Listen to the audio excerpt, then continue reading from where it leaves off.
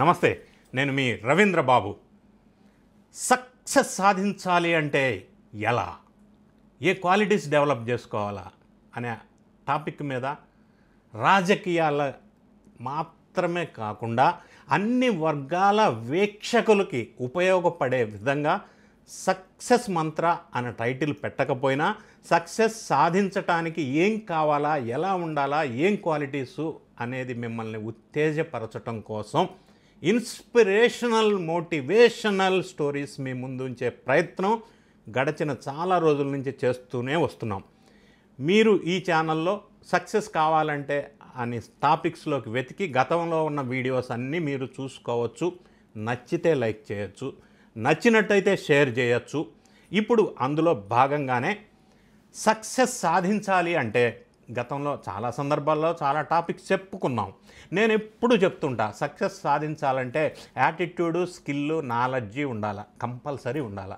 Only attitude ఉంటేనే success సాధించలేము, only పైసలు ఉంటేనే సక్సెస్ సాధించలేము, ఓన్లీ స్కిల్ ఉంటేనే సక్సెస్ సాధించలేము, ఓన్లీ టన్స్ ఆఫ్ డిగ్రీస్ ఉంటేనే సక్సెస్ సాధించలేము, ఓన్లీ పదం ఉంటేనే సక్సెస్ సాధించలేము, ఓన్లీ నాలెడ్జ్ ఉంటేనే సక్సెస్ సాధించలేము. It is a combination of attitude, skill, knowledge. గతంలో చాలా సందర్భాల్లో నేను వీటి గురించి వీడియోస్ చేశాను. యాటిట్యూడ్ అనేది first place a major role if you want to become successful in our life. దాని గురించి కొన్ని సక్సెస్ఫుల్ పీపుల్ జీవితంలో జరిగిన నిజమైన సంఘటనలు తీసుకొని దాని నుంచి మనం ఇన్స్పిరేషన్ పొంది, ఆహా, సక్సెస్ఫుల్ పీపుల్ సక్సెస్ అవ్వటానికి ఇది యాటిట్యూడ్, అది కదా మనం డెవలప్ చేసుకోవాలా అని మీకు ఉత్తేజకరిగే విధంగా ఆ నిజాలు చెప్పే ప్రయత్నం చేస్తాను. వీడియో చివరి వరకు చూడండి. ఈ యాటిట్యూడ్ విషయం మనం మాట్లాడుకున్నప్పుడు చాలా వ్యక్తుల నిజ జీవితాల్లో కొన్ని సంఘటనలు మనం ఆదర్శంగా తీసుకోవచ్చు. ఇప్పుడు ఈ వీడియోలో ఒక సక్సెస్ఫుల్ పర్సన్ వ్యక్తిని నేను ఆదర్శంగా తీసుకొని ఆయన జీవితంలో జరిగిన చిన్న స్టోరీ మీకు వివరించే ప్రయత్నం చేస్తాను, మీకు ఉత్తేజం కలిగించే విధంగా. Doctor Madan Mohan Malaviya, Bharat Ratna, freedom fighter, founder of Banaras Hindu University at Varanasi. ఇటువంటి గొప్ప వ్యక్తి డాక్టర్ మదన్ మోహన్ మాలవ్య అనే గొప్ప సక్సెస్ఫుల్ పర్సన్ జీవితంలో ఆయన ఏ విధమైన యాటిట్యూడ్ ఉండింది, అందువల్ల ఆయన సక్సెస్ అవడానికి దోహదపడింది అనేది నా పాయింట్.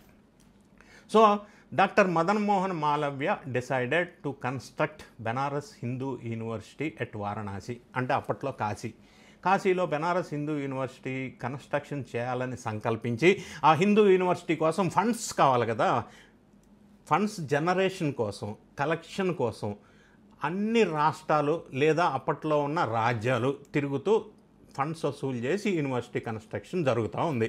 అందులో భాగంగానే ఆయన హైదరాబాద్ వచ్చేశారు. హైదరాబాదులో అప్పట్లో నిజాం నవాబు గారు పరిపాలిస్తుండే. నిజాం నవాబు గారు అంటే దోస్ డేస్ రిచెస్ట్ నవాబ్, ఆ రోజుల్లో బాగా రిచెస్ట్ నవాబ్ హైదరాబాద్ నిజాం నవాబ్. అసలే నిజాం నవాబ్ దర్బార్లోకి వెళ్ళి నవాబ్ గారు దర్బార్లో దర్జాగా కూర్చున్నారు. డాక్టర్ మదన్ మోహన్ మాలవ్య ఎంటర్ అయ్యారు లోపలికి, దర్బార్లోకి ఎంటర్ అయ్యి ఈయన రిక్వెస్ట్ అడిగారు. నిజాం నవాబ్ గారు, నేను వారణాసిలో, కాశీలో హిందువుల కోసం బెనారస్ హిందూ యూనివర్సిటీ కన్స్ట్రక్షన్ చేస్తున్నాను, గొప్ప యూనివర్సిటీ, విద్యా సంస్థ, దీనికోసం మీరు ఫండ్స్ ఇవ్వండి, దానికి ఉపయోగపెడతా అని అడిగాడు. అసలే నవాబు గారు రిచెస్ట్ నవాబు, హైదరాబాద్ నవాబు, హిందూ యూనివర్సిటీకి ఫండ్స్ ఇవ్వమంటే ఇస్తాడా? ఎంత కోపం వస్తుంది ఆయనకి, పిచ్చా కోపం వచ్చింది నవాబు గారికి.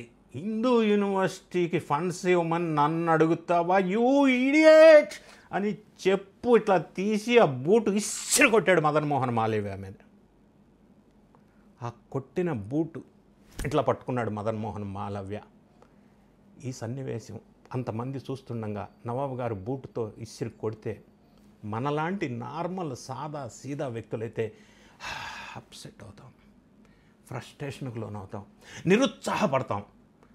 ఇంకా వద్దు, అడగకూడదు మనం, ఏమి జన్మరా ఇది, ఏమి కర్మరా ఇది అని డీలా పడిపోతాం. యాటిట్యూడ్ అంటే ఏంటంటే డాక్టర్ మదన్ మోహన్ మాలవ్య ఏం అప్సెట్ అవ్వాల, థ్యాంక్ యూ నవాబ్ సాహబ్ అని ఆ షూ అట్లానే పట్టుకొని హైదరాబాద్ మోందా మార్కెట్ దగ్గరికి వెళ్ళాడు. అప్పుడు కూడా ఉంది అది. మోందా మార్కెట్ దగ్గరికి వెళ్ళి ఆ షూని యాక్షన్ వేలం వేయడం మొదలుపెట్టాడు. అందరు జమ అయ్యారు. ఇది నిజాం నవాబ్ గారి షూ. షూ అంటే మనలాగా మన నార్మల్ షూ కాదు, నవాబ్ గారి షూ కదా. అందులో వజ్ర వైడూర్యాలు బంగారాలు రకరకాలుగా ఫుల్గా పొదిగి ఉంటాయి. భారీ కాస్ట్ ఉన్న షూ నవాబ్ గారి షూ కదా. అది వేలం వేస్తున్నాడు. ఇది నవాబ్ గారి షూ. ఒక షూ ఆయన దగ్గరే ఉంది, ఇది రెండో షూ.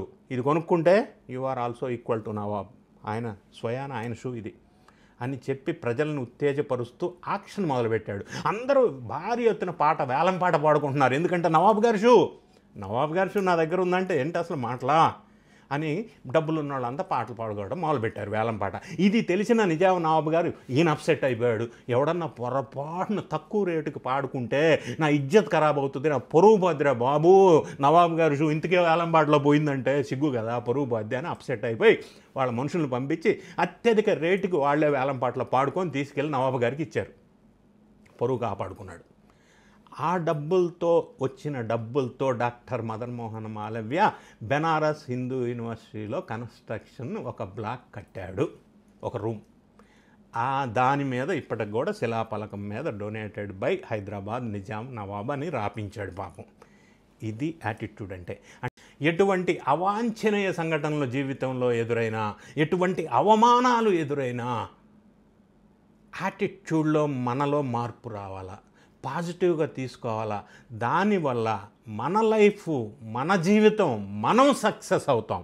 అంతే తప్ప అయ్యో ఇలా జరిగింది అని అప్సెట్ కాకుండా ప్రతి సందర్భంలో ప్రతి విషయాన్ని ఇటువంటి అవమానాలని మనం పాజిటివ్గా తీసుకొని పాజిటివ్ యాటిట్యూడ్ డెవలప్ చేసుకున్నట్టయితే డాక్టర్ మదన్ మోహన్ మాలవ్య లాగా మన జీవితాలు కూడా సక్సెస్ అవుతాయి అనే సంకల్పంతో ఈ విషయాన్ని మీకు తెలియజేశాను.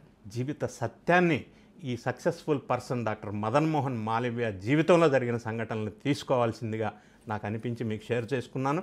నచ్చినట్టయితే ఈ వీడియో లైక్ చేయండి, షేర్ చేయండి, మీ అభిప్రాయాన్ని కామెంట్ రూపంలో తెలియజేయండి. Thank you so much for watching.